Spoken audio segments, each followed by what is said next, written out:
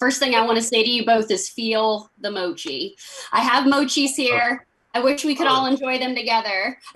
Feel your mochi. Feel that. I know, feel the mochi. Austin, I was wondering if for you in that scene, if you actually learned how to make a mochi.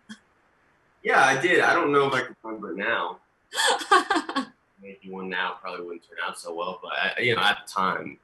Yeah, no, it was. I loved that dialogue. It was so good. I love how this is a coming of age romantic story for both Dash and Lily. And one of my favorite shows growing up was The Wonder Years. And I love how Fred Savage was involved as a director this time around. I'm curious for each of you, what's something that Fred gave you like insight on, or like something that you learned from him on set. I'm sure there was like so many different things. But Midori, for you, what's something that you can share about working with Fred Savage in regards to this show?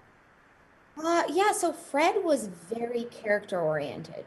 I mean, from the first moment, because he came in about halfway through the series, and I was honestly quite impressed because he was I'm always thinking about Lily and making sure that she's being done justice, but he was really thinking about Lily, and like he really wanted to make sure that her journey was one of growth, and that the Lily we see in the later episodes is standing on firmer feet than the Lily we meet in episode 1, who's a bit more in the air.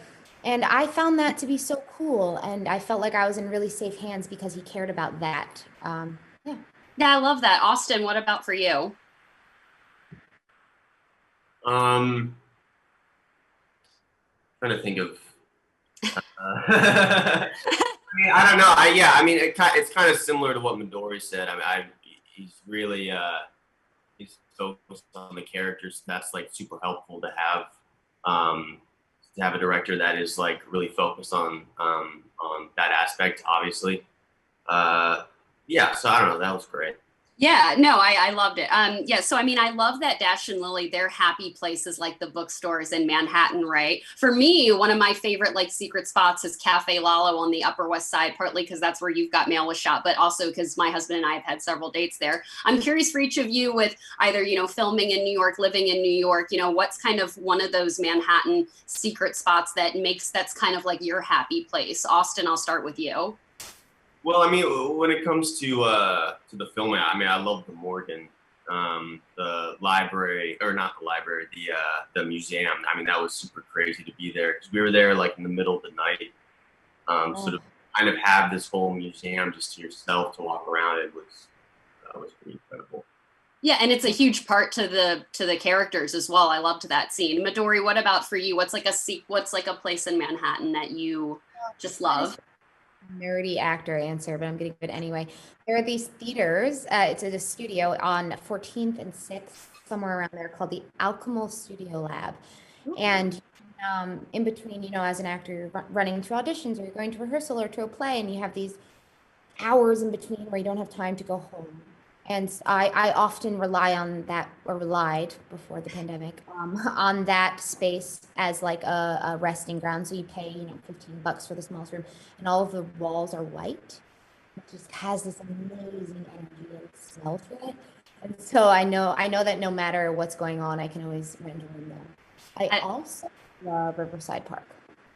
Ooh, yes, no, good choices. Well, there's so many, Christmas films that are mentioned in this movie. I absolutely love the Home Alone 2 moment. I never thought about the New York geography until your character, Austin, says that. And of course, Die Hard, It's a Wonderful Life is mentioned. What are some of your go-to holiday classics that you always have to look for? For me and my husband, it's actually Die Hard and It's a Wonderful Life and Home Alone. So I'm curious for each of you. Austin, for you? Literally exactly the same thing. It's so good. Midori, what about for you? What's like a go-to holiday pick? Yeah, I love Home Alone. I love to watch Harry Potter at Christmas because, God, the buffet and the archways and the Christmas robe and the Nimbus 2000. And I love, what else do I love? Oh, I love A Christmas Story. Yes. And I like The Elf.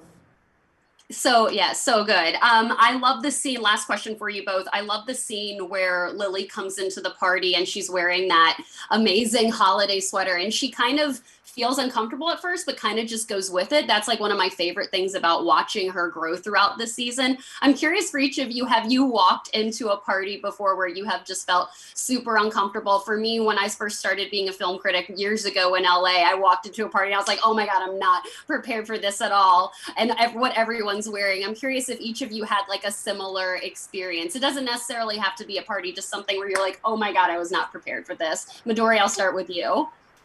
Save my life. Are you kidding me? Yes, it's always uncomfortable walking into a room full of people.